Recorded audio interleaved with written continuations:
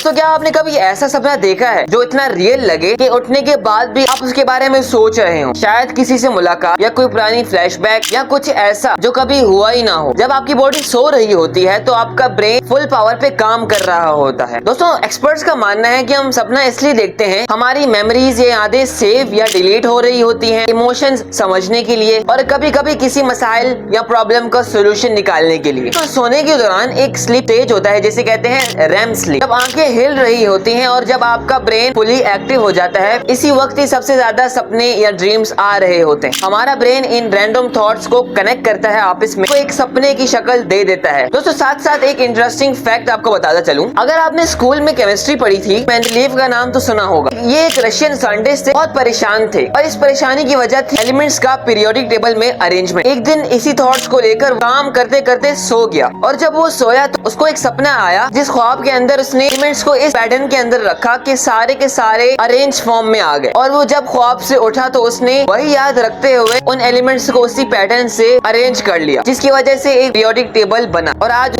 दुनिया उसे father of the periodic table कहती है। ये एक वाकई इंटरेस्टिंग सिनेरियो था। हार्वर्ड के एक साइकोलॉजिस्ट डॉक्टर बैरेट के मुताबिक ड्रीम्स शायद इसलिए होती हैं कि हम अपने प्रॉब्लम्स को सॉल्व कर सकें। शायद जब आप किसी चीज से इमोशनल हो, आपका दिमाग उस जवाब को सपने में दे देता है। अगर वीडियो पसंद आए तो फॉलो कीजिए।